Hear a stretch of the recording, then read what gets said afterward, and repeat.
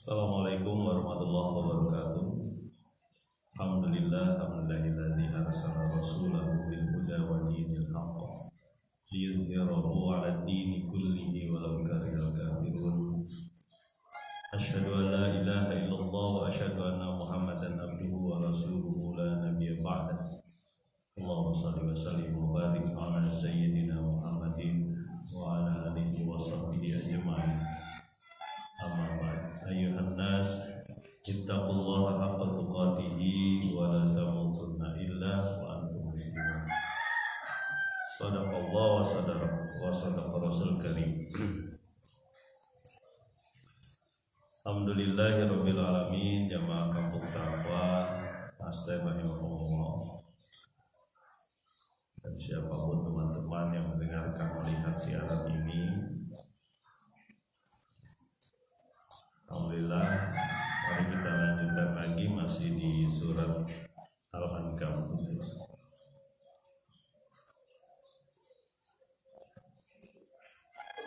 Kemarin kita sudah sampaikan bagaimana Allah Subhanahu wa Ta'ala memperingatkan orang-orang yang meminta azab disegerakan sebagai bukti bahwa Rasul dan Al-Quran itu benar, maka mereka meminta azab disegerakan, hukuman disegerakan. Padahal jika tidak karena ketentuan Allah waktunya, pasti yang namanya azab akan datang kepada mereka bahkan dengan tiba-tiba yang mereka tidak sadar. Mereka meminta azab padahal neraka meliputi mereka dari atas, dari bawah kaki.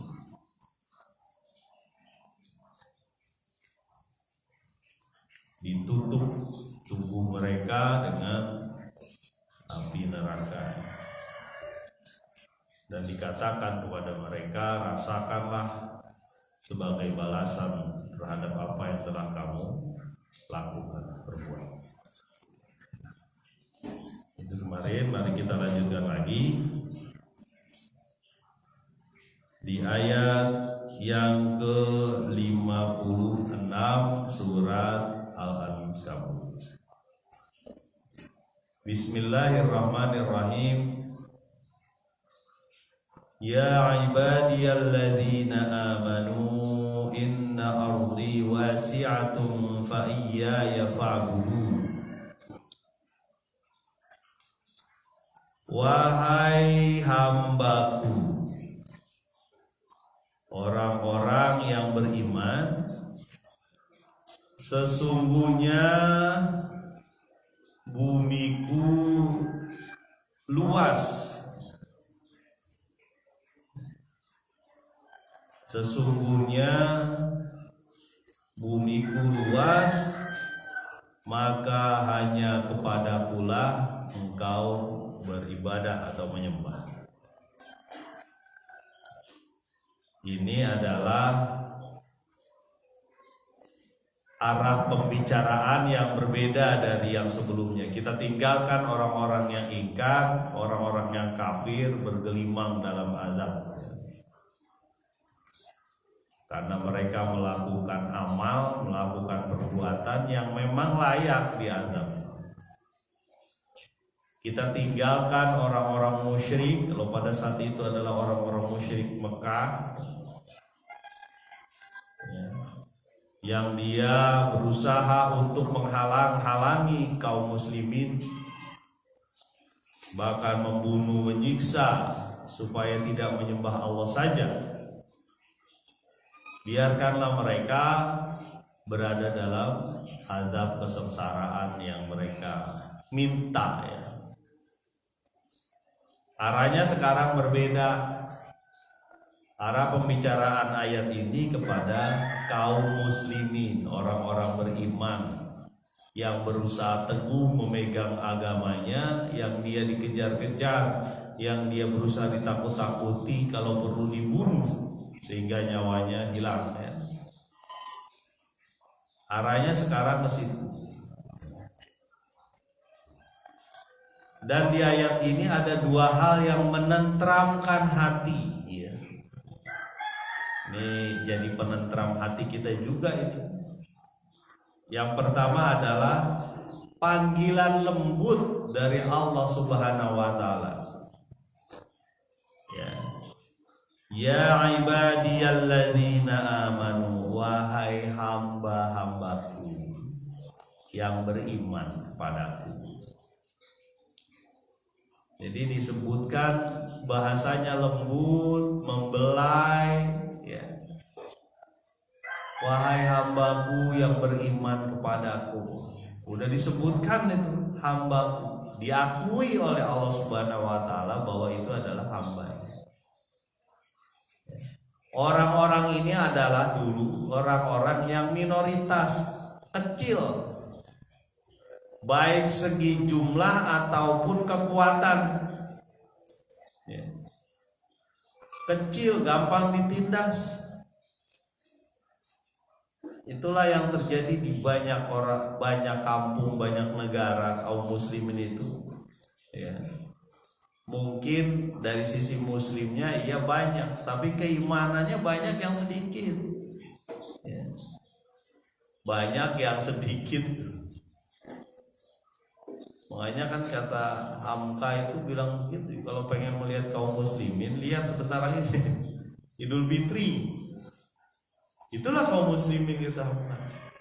Kalau pengen melihat kaum mukminin, orang beriman, lihat waktu subuh hari. Jadi orang mukminin itu minoritas di Indonesia, itu minoritas. Beda dengan orang muslimin ya. Orang muslimin pernyataan bahwa dia Islam, tunduk pada Allah. Tapi keimanan ini berbeda lagi. Ya.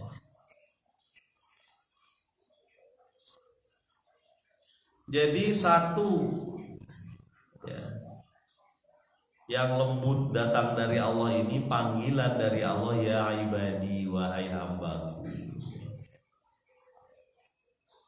Kamu itu, kalian semua ini orang-orang yang beriman kepadaku itu hambaku, diakui aku ya. Ini kan jaminan pembelaan ya. Kan biasanya kita begitu ya, kalau ada satu perkara misalnya ya, ribut masalah sengketa, misalnya nih sengketa tanah lah, sengketa kepemilikan, sengketa apa. Tenang, saya punya dekengan atau backing. Siapa backing? Nah, itu yang punya senjata. Tenang, nanti saya bawa pengacara 20 orang misalnya ya. Tenang, saya punya seseorang tuh di kementerian ini. Saya punya orang dekat presiden misalnya. Itu kan dukungan ya. Oh, saya pernah ada satu kisah ini kisah saya alami sendiri ya. Dalam satu urusan birokrasi. Ini dalam satu urusan birokrasi, saya tidak sebutkan nama lembaga birokrasinya ini. Saya ketemu dengan kawan. Kawan ini bekerja di lembaga birokrasi itu. Ketika mengurus suatu hal, ya, saya dikasih kartu nama. Saya tanya, buat apa nih? Kalau lagi ngurus ini kasih aja kartu nama saya.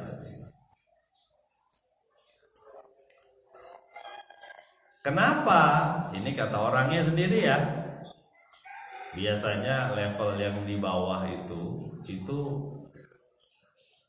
meminta biaya yang tidak semestinya. Nah, ini. Meminta biaya yang tidak semestinya.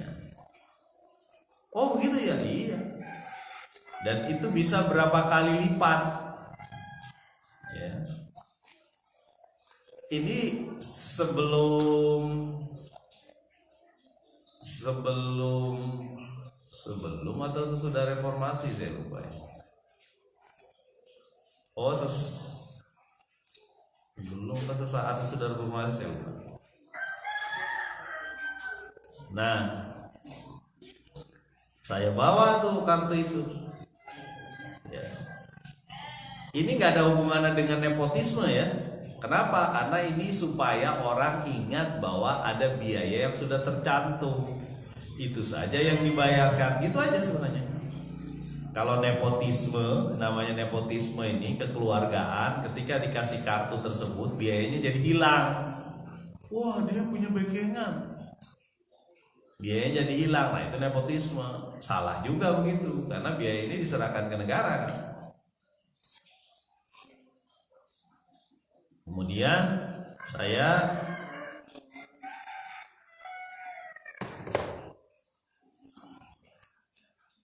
datang ke lembaga birokrasi itu. Saya siapkan berkas-berkas, saya serahkan ke orangnya, saya lampirkan itu kartu nama. Pak, ini gitu. Wah, langsung beda dia mukanya. Oh iya Pak, kita bantu kita. Ya, saya membayar sesuai dengan itu. Ternyata kawan ini levelnya lebih tinggi. Mungkin beda 2-3 level kali. Karena dia dari inspeksi gitu. Yang suka nginspeksi yang kayak gitu, ngeri dia. Ya. Nah, jadi itu sebenarnya dekengan lah kabelasi kita. Pendukung, penolong ya. Tapi insya Allah pada saat itu bukan untuk menghilangkan biayanya, bukan saya. Menormalkan gitu, menormalkan biaya. Nah, kisah ini itu saja dari sisi manusia. Nah, kalau yang memberi dukungan ini adalah Allah Subhanahu Wa Taala, udah selesai semuanya.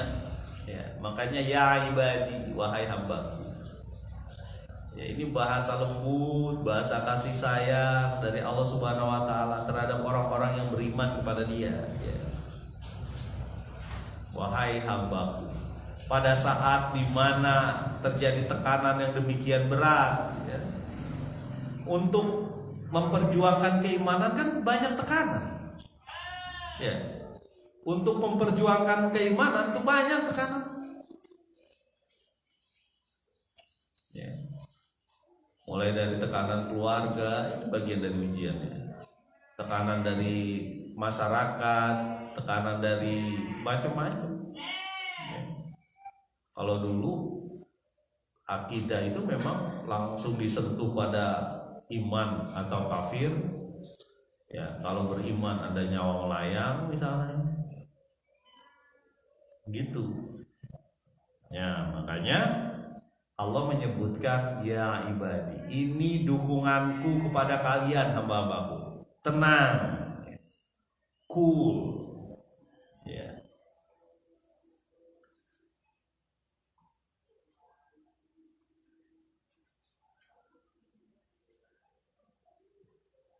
Inna ardi wasi'atun, sesungguhnya bumiku luas. Nah, ini yang kedua nih. Yang pertama sebutan bahwa orang-orang mukmin adalah hambanya Allah, yang punya bumi dan langit. Ya. Nah, pernyataan kedua adalah pernyataan yang membuat hati lebih lebar lagi. Apa? Wahai hambaku, bumiku luas. Cari bumi yang bisa membuat Anda beribadah dengan tenang, itu intinya maksudnya. Jangan cuma di situ aja. Ya. Sama kalau bahasa kita. Sesungguhnya, ini bahasa saya aja. Pekerjaan yang ada di bumi itu banyak.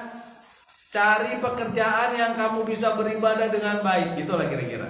Makanya hijrah keluar karena iman. Ya. Sama juga itu.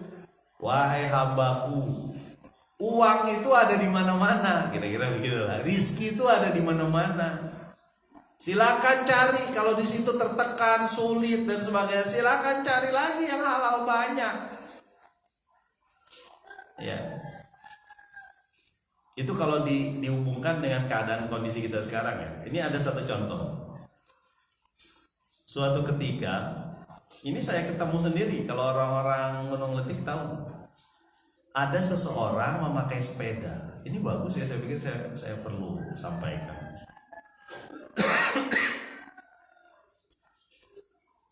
Memakai sepeda di kayu, di belakangnya itu ada ini, ada tempat semacam keranjang transparan gitu, kayak kotak transparan. Ternyata itu keranjang kue ya. Kue jenis apa? Gak usah disebutin dah. Ada tuh orang yang pakai sepeda di. Nah, karena kue ini berbeda dengan kue-kue yang ada, saya berhentikan ya, Bang gitu. Icalan naon, belagu-belagu bahasa Sunda tuh. Jualan apa? Dia pakai bahasa Indonesia. Saya jualan kue A, disebutin kuenya. Oh, mau dong, saya bilang gitu. Dia buka, oh ya, dia buka, diberhentiin. Sepedanya diberhentiin, dia buka. Oh, ternyata kue A memang jarang di kampung ini. Masuk di kabupaten ini, itu jarang buat kayak gitu, 1-2 aja. Yang banyak tuh mungkin arah Jakarta ataupun Jawa tuh kue itu. Satunya berapa saya lupa, 2.000 ke 1.000 ya, saya lupa. Saya beli berapa ya. Ngobrol-ngobrol. Oh, pertama saya tanyakan rumahnya di mana? Di sana, di Gunung Letik. Oh, saya rumahnya di Gunung Letik juga. Itu sebelah sana Pak, dekat kali sebelah. Oh iya. Terus saya tanya nih.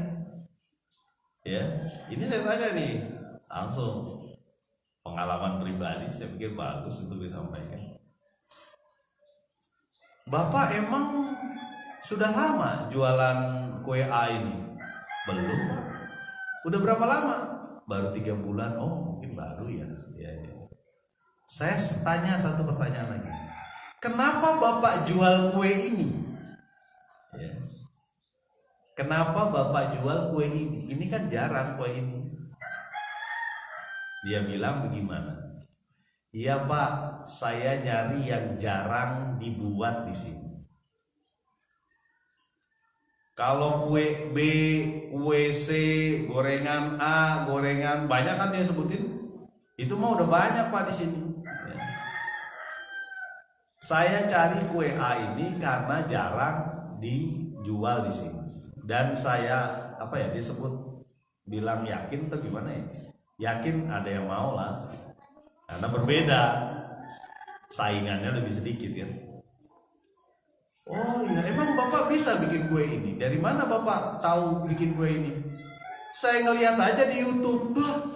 Dia ngomong begitu. Bapak ngelihat di YouTube? Iya. Cara-caranya ngelihat di situ? Iya. Tuh, jadi YouTube, Facebook, Instagram, termasuk TV ya. Dulu radio, media-media komunikasi gitu bisa jadi hal yang bagus sebenarnya. Nanti yang akan datang juga lebih canggih, TikTok apa. Bukan cuma hal yang nggak benar, bisa dibuat yang benar. Ternyata itu dia ngelihat resep itu di YouTube. Ya. Dan jalan terus. Sekarang ada berbeda dia, ada tulisannya tuh di depan sepedanya, kue A. Lebih canggih lagi kan, orang jadi tahu. Oh, kue A. Ya. Nah itulah kalau saya berpikir, itulah rezeki. Dari mana aja. Gak usah ngambil yang haram, yang halal aja bisa. Pak saya gak bisa Pak bikin kue kayak gitu. Jangan, gak ada alasan gak bisa. Udah ada YouTube, udah ada TikTok, udah ada Instagram, Facebook, lihat aja di situ. Ya. Tetap ada asal dia mau aja jalan halal. Ini bahasa lain dari tadi ya. Bahwa bumi Allah tuh luas. Cari di mana kamu bisa hidup dengan nyaman, di mana kamu bisa beriman, di mana kamu bisa beribadah. Cari, hijrah gitu. Ya. Karena ketika dia hijrah keluar potensi dia. Ya. Kembali lagi ke ayat. Ya. Inna ardi wasi'atun, sesungguhnya bumiku itu bumi luas. Dan memang luas banget bumi itu. Ya. Contoh nih, Kabupaten Bogor ya, Kabupaten Bogor itu salah satu kabupaten terbesar di Indonesia. Penduduknya kurang lebih 5 juta orang. Itu bisa bikin provinsi. Bahkan sebagian negara itu ada yang penduduknya di bawah itu, negara di dunia itu. Jadi besar sekali Kabupaten Bogor. Nggak kebayang kalau kita jalan kaki dari Jasinga sampai ke Jonggol tuh. Ya. Atau dari daerah Tangerang tuh, arah Tangerang tuh Tenjo, dari Tenjo sampai ke ujung puncak Cisarua itu. Kalau jalan kaki itu bisa berapa? Mungkin bisa 2 hari. Itu satu kabupaten. Belum satu provinsi, Jawa Barat misalnya, Banten ya. Mungkin ratusan kilometer. Baru satu provinsi, belum satu negara. Indonesia itu katanya sih kurang lebih lingkaran dari ujung Merauke sampai Sabang itu kurang lebih 1/8 lingkaran bumi. Berarti ada 7 lagi kalau kita jalan itu keliling dunia. Itu baru keliling dunia, belum naik ke atas kutub utara selatan. Jadi lebar sekali bumi Allah. Ya. Nabi Musa memindahkan orang-orang dari Mesir ke arah Sam ya. Ya. Nabi Ibrahim pun pindah dari Irak waktu itu sampai ke arah Sam. Ya. Termasuk Nabi Lut. Nabi Lut itu kan pindah tuh dari Irak sampai ke Sodom. Ya. Jadi sebenarnya pindah itu, hijrah itu karena ingin menyembah Allah dengan leluasa gitu. Makanya silakan, bumi Allah tuh luas. Ya. Dan di mana-mana itu ada Allah gitu. Artinya ada Allah di situ tetap dalam pengawasan Allah. Di bumi manapun. Di padang pasir yang demikian keras ya kehidupannya, ataupun di daerah tropis Malaysia, Indonesia ya, Brunei yang nyaman kehidupannya, tongkat dilempar, tongkat kayu dan batu jadi tanaman, kata Gus Gus. Dilempar aja tuh tongkat jadi tanaman. Naon ta tongkatna sampeur. Ya. Singkong dilempar aja jadi tanaman. Nah kalau singkong dilempar di padang pasir sana kering. Di kita kayu yang mati aja bisa jadi ngidupin tanaman dan hewan lain, organisme lain, apa jamur. Ya, nggak cuma jamur tuh, di kayu mati itu ada rayap, ya ada semut. Ya, nanti lama-lama diserap juga sama tanaman jadi busuk. Wah, ya, banyak. Jadi nggak usah khawatir kalau ada keadaan begitu berat, pindah aja. Ya, sebenarnya itu yang mau dilakukan Nabi Yunus alaihissalam. Ya.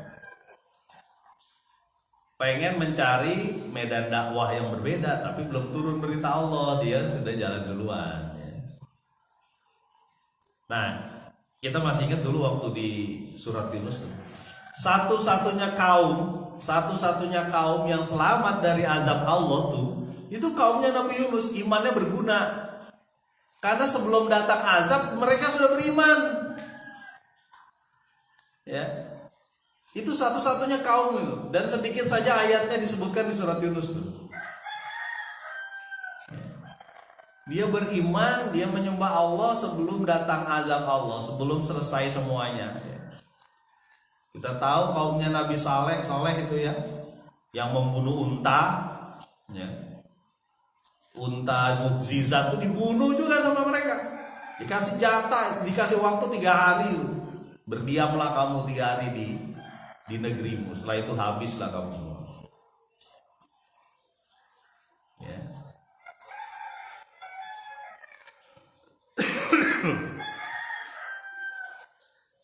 Kita kembali lagi bahwa bumi Allah itu luas, nggak usah khawatir. Jadi silakan, ya kan kaum Quraisy itu sebenarnya kalau bisa tuh ya,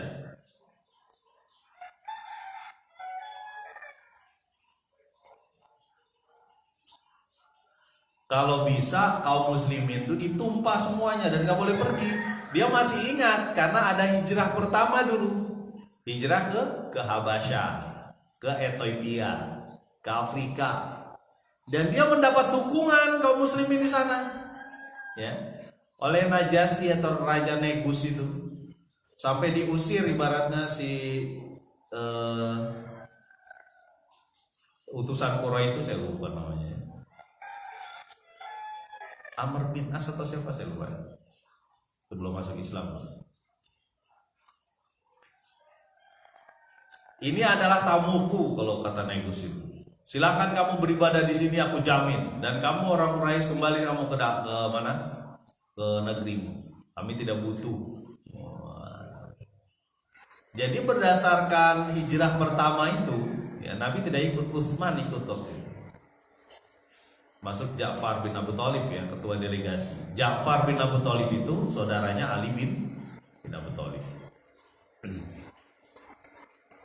Silakan mau pergi, ya, kepada orang Quraisy. Amr bin As kalau nggak salah sih saya. Nanti dikoreksi aja.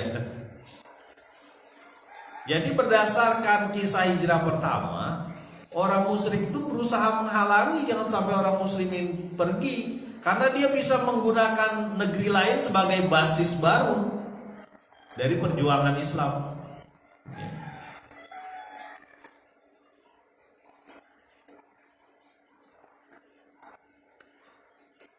Nah, di potongan ayat selanjutnya, inna ardi wasiatun fa iyaya fa'budun, dan hanya kepadakulah kalian semua menyembah. Ya. Jadi silakan, bumi Allah itu luas, di sana itu kamu bisa menyembahku saja. Gitu. Nggak ditarik-tarik lagi kembali menyembah makhluk. Ya. Ini kan masalahnya. Mereka kan menyembah makhluk.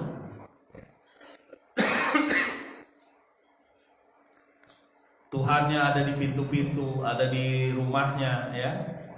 Kalau perlu dikasih minyak wangi itu Tuhannya, ya. Kalau Tuhannya jatuh pecah, dibenerin lagi, mungkin dipaku lagi, pakai apa, diikat lagi pakai tali, Tuhannya. Ya. Kalau kamu hijrah, kamu bisa menyembahku saja, hanya menyembah Allah saja. Kamu bisa menjalankan agamamu dengan benar, keyakinanmu dengan benar, dengan nyaman ketika kamu hijrah. Itu yang sering saya sampaikan ya sama teman-teman. Hijrah aja, cari kerjaan lain yang bisa membuat kamu bisa sholat. Ya. Sekarang ini ada contoh lain ya. Misalnya ketika ada satu pekerjaan, dia tidak melarang sholat sebenarnya. Nih contoh ya. Tapi dia sip-sipan. Sip-sipan itu pakai sip 1, sip 2, sip 3. Ya. Sip 1 dari pagi jam 8 mungkin ya sampai jam 4. Sip 2 jam 4 sampai jam berapa ya? Jam 11-an mungkin. Atau sampai jam 10. Nah, sip 3 sampai jam 3 kira-kira. Ya. Nah, di sip 3 ini sering bermasalah karena kan ngantuk banget ya. Pulang sampai rumah 3:30 misalnya. Akhirnya tidur, subuhnya kesiangan. Ya, subuhnya jadi kesiangan. Perusahaan itu tidak melarang sholat, tidak, tetapi dengan kondisi seperti itu, Sampai rumah yang mereka lakukan bisanya tidur. Subuhnya jam 8 baru bangun. Kalau ada kasus seperti itu, tinggalkan. Saya mau kerja di perusahaan ini Pak, tapi saya jangan shift 3. Kenapa? Saya pulang nggak bisa subuh Pak, langsung tidur. Kalau perlu ditiadakan shift 3 itu. Oh, kamu mendingan saya cari yang lain. Ya silakan Pak, saya keluar. Gitu, itu keluar karena iman. Jadi masalah pekerjaan itu bukan cuma karena orang melarang ya. Salah dia melarang pakai jilbab, oh dibilang juga tuh kalau ada. Karyawan dilarang pakai jilbab, keluar aja. Saya ada kawan tuh, udah dites salah satu perusahaannya, perusahaan ini. Perusahaan penyedia barang-barang teknik, semacam swalayan teknik, nggak usah disebut lah. Ya. Sekarang tuh kan macam-macam dibikin swalayan ya.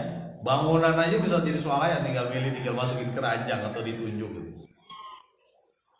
Termasuk ada swalayan teknik, alat-alat entah rumah tangga, model kayak blender, kemudian pengering rambut dan sebagainya ya. Alat-alat teknik termasuk tang, baut dan sebagainya itu ada di situ. Nah dia sudah wawancara. Di wawancara terakhir, ini udah sampai akhir dia. Dia cerita sendiri sama saya. Saya disuruh nggak membuka jilbab ketika menjaga toko itu. Saya keluar, saya nggak mau. Bagus Bu, saya bilang. Itu ibu berarti keluar karena iman. Padahal gajinya besar di situ.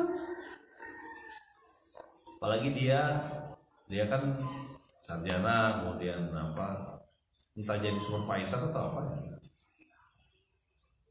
Keluar karena iman itu. Ya. Yang pertama, kalau perusahaan itu melarang syariat, melarang umat Islam untuk menegakkan agamanya di situ, keluar. Yang kedua, kalau perusahaan itu menyulitkan, ini kan menyulitkan nih kalau ada shift 3, terutama shift 3 ini. Karena pulang udah mepet ke subuh, udah ngantuk. Ya. Keluar, cari yang cuma 2 shift. Ya, atau cari yang cuma 1 shift. Malam-malam nggak usah lah kerja. Kan sebenarnya itulah permasalahan kita nih. Ya. Pekerjaan itu akhirnya campur-campur tuh, yang mestinya dikerjakan oleh anak laki dengan kondisi yang mungkin kesulitan kita bekerja, ada lowongan cuma untuk perempuan. Akhirnya perempuan malam-malam baru pulang, jam 11 malam gitu, pulang dari kereta. Saya ngeliat itu, Masya Allah nih, ada ibu-ibu, ada anak gadis gitu, pulang malam-malam jam 11. Kereta kalau nggak salah dari kota itu ada yang setengah 12 apa kalau nggak salah. Setengah 12 sampai Bogor kurang lebih jam 1-an kali. Apa jam setengah 11 gitu dari sana. Itu kan udah malam sekali. Saya nggak izinin tuh kalau anak saya. Mendingan kamu cari kerjaan yang dekat aja. Ya. Tadi cerita yang WA itu aja bisa bekerja begitu.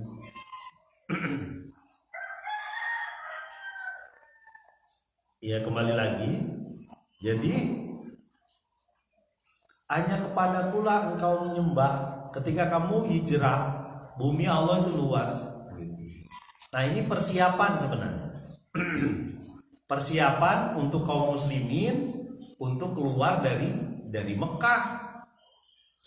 Negeri yang sangat mereka cintai sebenarnya. Ya. Makanya Nabi sedih tuh ketika keluar dari Mekah dan merasakan kerinduan ketika ada di Madinah untuk datang ke Mekah. Ya namanya kota kelahiran lah ya.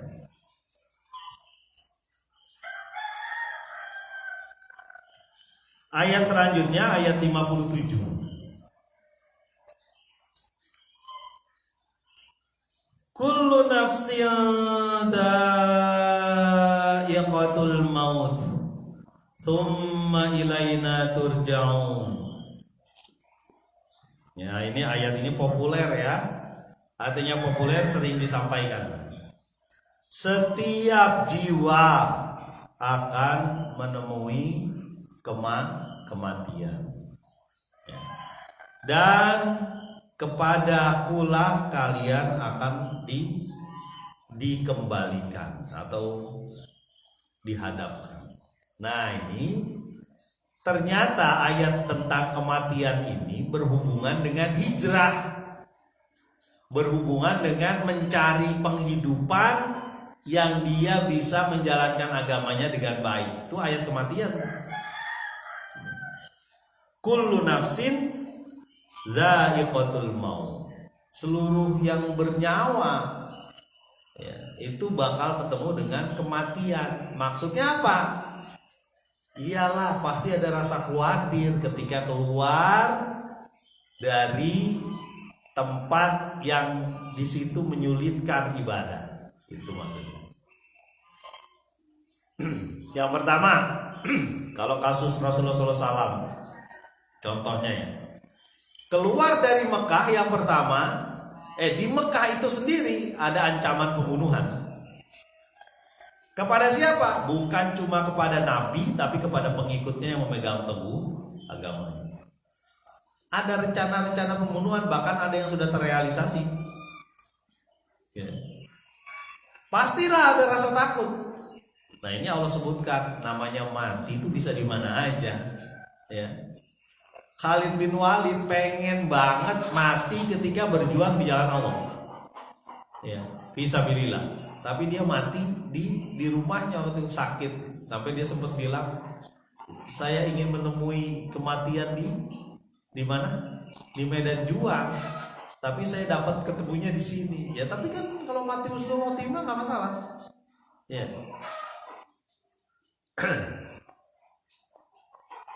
Kalau mati husnul khotimah nggak masalah di mana saja. Ya. Jadi yang pertama itu masalah dia bisa saja dibunuh di rumahnya. Yang kedua,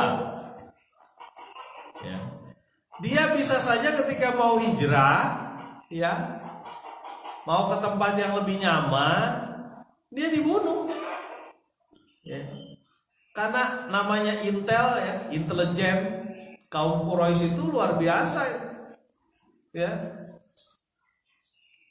Gimana caranya diikutin ketika dia ngaji sama Rasulullah. Jadi ngaji sama Rasulullah itu malam-malam mengendap-endap, ataupun siang hari di tempat yang namanya rumah Arkom bin Abil Arkom. Agak susah itu nyarinya. Padahal di Mekah. Sampai sahabat itu sebelum datang ke rumah Nabi waktu di Mekah itu nengok kanan nengok kiri dulu. Mengendap-endap ngaji itu, ya, mirip dengan waktu mungkin tahun 80-an ya. Tahun 80-an waktu itu ada negara yang namanya Uni Soviet, ya, USSR. Kalau nggak salah itu di daerah Asia dan sebagian Eropa. Ya benar ya, Asia dan sebagian Eropa. Negaranya luas banget, pengaruhnya sampai mungkin seperempat dunia atau 20% dari dunia itu. Lebar. Ya. Nah, padahal di situ banyak provinsi-provinsi tadinya, provinsi Uni Soviet itu, yang provinsi Muslim. Ketika pecah perang, lalu Soviet terpecah. Sekarang yang terbesar itu Rusia namanya. Negara-negara atau provinsi-provinsi yang muslimnya banyak itu memecah diri. Ada Uzbekistan, Tajikistan, ya. Kemudian banyak tuh yang Tantan itu biasanya muslim tujuannya. Ya. Uzbekistan, Kirgistan juga itu muslim. Ya. Terpecah tuh tahun sebelum krisis dunia dulu ya. Nah, Uni Soviet itu komunis, sama Cina ya, ideologinya komunis tuh. Di Asia Tenggara yang ideologi komunis tuh Vietnam, ideologinya komunis. Komunis itu meniadakan agama. Ya. Kalau perlu tidak ada apa? Tidak ada simbol-simbol agama. Kalaupun ada sangat terbatas, sangat dibatasi. Nah, saya pernah mendengarkan satu ceramah itu tahun 94 kalau nggak salah, saya pernah dengar tuh. Jadi dia ada kawan waktu dia pergi haji dari daerah itu. Ya tahun 85-an kalau nggak salah, atau antara 80 sampai tahun 90 dia pergi haji gitu. Sebelum Uni Soviet pecah tuh. Nah, ketika pergi haji ini dia ketemu dengan orang. Ngobrol lah, mungkin pakai bahasa Inggris ya. Tinggal di mana, Pak? Gitu. Itu saya di Uni Soviet di daerah Kirgistan atau apa ya? Atau di daerah lainnya. Nah, ngobrol, ternyata dia hafal Quran. Nggak cuma hafal Quran, beberapa hadis dia hafal itu. Termasuk beberapa hadis Bukhari gitu ya. Itu dia hafal. Lah, apa namanya? Orang yang dari Indonesia ini nanya, bagaimana cara kamu menghafalkan Quran? Kemudian ada hadis-hadis yang bahkan orang Indonesia juga belum tentu bisa ya. Kan kamu negara komunis, susah untuk beribadah. Ya, kami menghafalkan Quran, madrasah kami di mana? Di gua. Di gua maksudnya gimana? Iya, di tempat-tempat jauh, di pegunungan dan di gua-gua. Itu madrasah kamu? Iya. Sekolah kamu di situ, sekolah untuk belajar Quran dan sebagainya di situ? Iya. Ini bahasa saya ya. Bahasa dia cerita tentang gua. Terus di gua bagaimana kamu cara belajarnya? Kata dia, kami di gua belajar itu dengan lilin. Dia bilang, hanya dengan lilin. Oh, kenapa nggak bawa lampu emergensi? Kenapa? Kira-kira begitu ya. Nggak bisa, kalau obor saja itu kelihatan dari bawah, orang bisa curiga. Kenapa ada cahaya di gunung itu? Dan orang-orang komunis bakal datang membuat kita mati lah, dibunuh lah kamu. Jadi mereka belajar Quran itu di gua-gua, di pegunungan, dengan lilin. Itu bisa hafal Quran itu. Betapa sulitnya orang beribadah dalam kondisi komunis ya. Ya. Nah, kita ini di Indonesia ini luar biasa ya. Pengajian ada di mana-mana, masjid ada di mana-mana ya. Dengan mudah sebenarnya kita bisa bertobat. Nah, kita kembali lagi ya. Itu ada beberapa cerita. Selanjutnya kembali lagi tadi, kaum muslimin di Mekah takut dibunuh di rumah, takut keluar karena dia bakal dihalangi di jalan. Kemudian takut dari diri sendiri karena keluar dari negerinya yang dia cintai, yang semua fasilitas dia ada. Ya, apalagi dia hijrah bakal ke Madinah yang ratusan kilometer. Mungkin ada yang belum pernah datang ke Madinah karena tidak semua pedagang. Ya. Kalau pedagang biasa bolak-balik ya, menawarkan dagangan. Itu rasa takut itu ada juga. Makanya Allah bilang, semua juga akan ketemu mati. Kita ini akan ketemu mati walaupun kita di dalam lubang terdalam, ya, dalam puncak tertinggi, di kerangkeng atau di benteng, bakal ketemu kematian. Ya. Di mana saja. Entah kita di kuburan, nanti di kuburnya, entah di perut buaya mungkin ya, atau di sobek-sobek macan, mana kita tahu. Ya. Kita akan ketemu. Ya.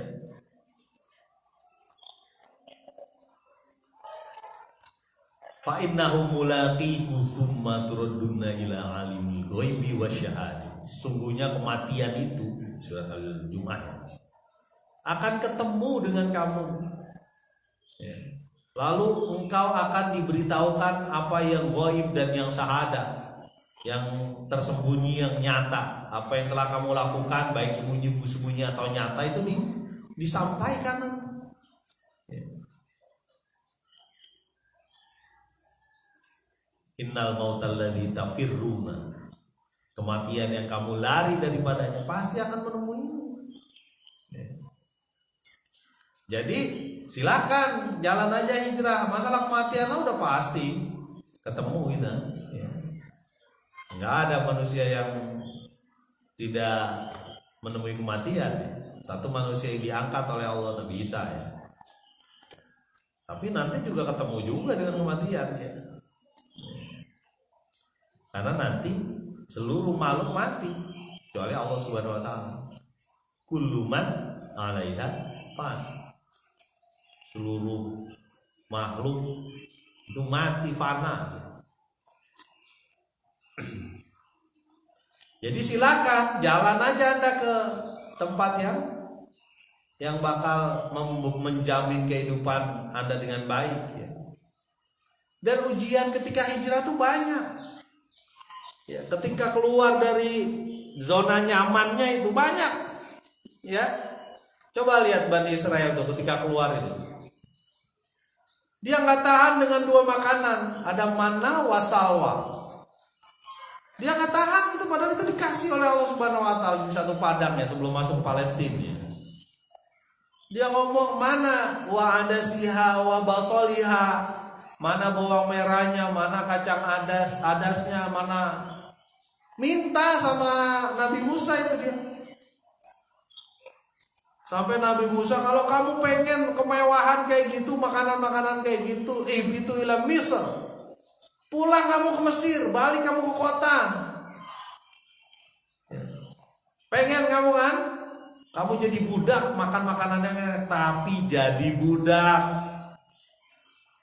Ya. Pola-pola pengkhianat tuh begitu. Dia nyaman kehidupannya, kelihatannya, tapi hatinya dia mendua. Dan itu pun tetap ada. Itulah ujian-ujian hijrah. Ketika hijrah, ada satu kawan saya hijrah. Dia keluar dari satu perusahaan keuangan, nggak saya disebutin lah. Perusahaan keuangan saya nyebutin. Dari sisi kenyamanan nyaman, dia tinggal di komplek yang lumayan menengah ke atas. Ya, kalau bagi saya komplek itu mahal harganya. Menengah ke atas. Ya, ini kawan saya. Nah, ketika dia mendapatkan pencerahan, dia mengenal bahwa lembaga keuangan ini berlumur riba, ya, susah tuh ngomongnya. Berlumur riba, dia keluar, walaupun dia agak sedikit dipertanyakan sama keluarganya. Istrinya sih mendukung. Gimana nanti gini. Apa yang dia lakukan? Ya, ketika dia keluar dari situ, dia cuma mengemas produk makanan, dikemas nih, dikasih merek, mereknya sama lagi, Hijrah Snack, sekalian promosi nggak apa-apa lah, bagus. Ya. Waktu saya ke rumah itu, ada itu makanan-makanan yang dia kemas ulang gitu. Dia tidak produksi, tapi dia kemas ulang. Dia ini namanya apa ya, maklun ya kalau bahasa ini. Dia kemas ulang, kemudian dikirim-kirim. Ya, makanan sederhana, makanan kering-kering kayak keripik-keripik begitu. Ya. Saya tahu tuh awal-awalnya dia keluar dari lembaga keuangan tersebut, itu berat ya. Karena biasa menengah ke atas kan. Ya. Kalau kita datang ke rumahnya tuh dijamu gini biasalah. Nah, ketika dia hijrah ya berbeda. Tapi kita tetap diberikan, dia tetap memuliakan tamu. Nah, terakhir nih, Terakhir dia juga jualan apa, dimsum kalau nggak salah. Kawan saya buka puasa bersama di Gunung Batu. Ya. Ini mohon maaf ya, saya sebutkan sebagiannya, saya sebutkan memang nyata ya. Ya, saya pikir ini di Gunung Batu tuh ada musola sebelah kanan, masjid kalau dari sini sebelah kanan, warnanya hijau. Ya. Kemudian ada kawan saya komen satu grup nih, di satu grup WhatsApp tuh. Alhamdulillah lagi bukber di Gunung Batu katanya. Nah kawan saya yang tadi ngomong, kebagian dimsumnya gak katanya gitu. Wah itu mah berebut, kira-kira begitulah ini dari omongan itu. Berarti perusahaan dia ini ataupun usaha dia berkembang sehingga dia bisa memberi bukber dan sebagainya, entah mesen atau apa di daerah situ. Padahal dia beda kecamatan ya kalau nggak salah, di daerah Bogor Utara. Sementara pengiriman dimsum dia itu sampai sudah Bogor Barat. Itu baru sekitar seminggu yang lalu kali. Saya nggak ngecek lagi. Alhamdulillah itu keluar dari lembaga keuangan. Ya, yang namanya bonusnya aja udah luar biasa tuh lembaga keuangan itu. Dan lembaga keuangan itu ada di mana-mana, di hampir kecamatan Indonesia itu ada lembaga keuangan itu. Dia keluar. Ya, saya sebutin lah hijrah snack namanya.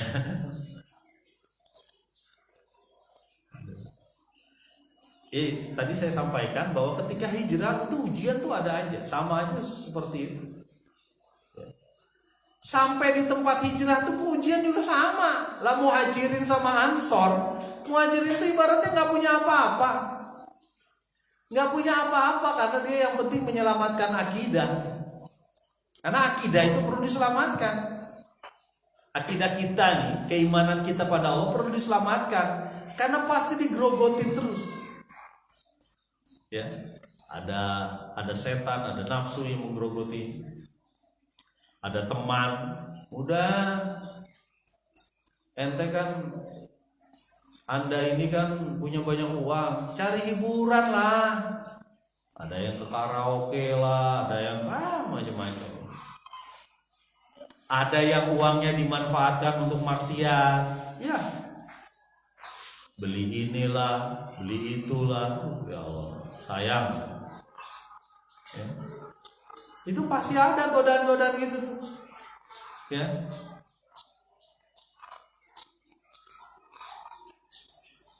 Saya ingat ada satu kisah tuh. Oh iya, ini kisah mohon maaf ya, tadi saya sebutkan lah, sales ataupun penjualan obat ke dokter khusus nih. Jadi obat itu dikirim ke dokter dengan cara orang menawarkannya, misalnya dokter jantung ditawarkan ya obat ini gini ya. Ya, pasti ada fee lah ketika dia meresepkan ini kepada pasien kan. Kalau ini bagus dan sebagainya, dokter biasanya meresepkan tuh. Itu ya mungkin sambil uji coba dokter kan. Kan dokter juga mau uji coba pasien itu. Nggak bisa langsung tepat kan. Ya. Nah, disampaikan bahwa orang yang ini kalau dia sudah dapat bonus dan sebagainya, wah, udah macam-macam, apalagi di kota besar. Ya. Akhirnya hiburan malam. Ya pasti ada lah ketika kondisi-kondisi dia benar, pekerjaannya benar, halal benar, tapi dia memanfaatkannya nggak benar. Ya.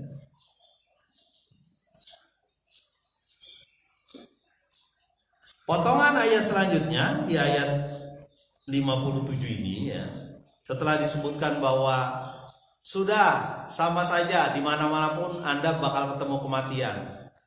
Nah, ada harapan di ujungnya ya. Tsumma ilaina turja'un.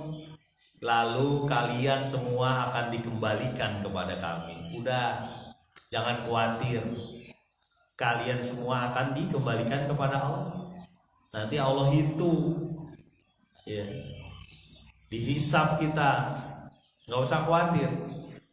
Kalaupun engkau menemui kematian, engkau akan kembali padaku. Kan udah disapa sebelumnya, wahai hambaku. Allah tidak mungkin menyia-nyiakan hambanya. Ya, apalagi hamba ini udah disebutin kan, bahwa dia hambaku. Ya. Sama seperti puasa tuh kan, asyamuli, sesungguhnya puasa itu untukku, wa ana ajzi bihi, dan aku yang akan menunaikan pembayarannya, menunaikan pahalanya, aku sendiri. Nah, nanti spesial puasa. Ya. Mudah-mudahan bermanfaat. Subhanakallahumma wa bihamdika asyhadu an la ilaha illa anta astaghfiruka wa atubu ilaik. Assalamualaikum warahmatullahi wabarakatuh.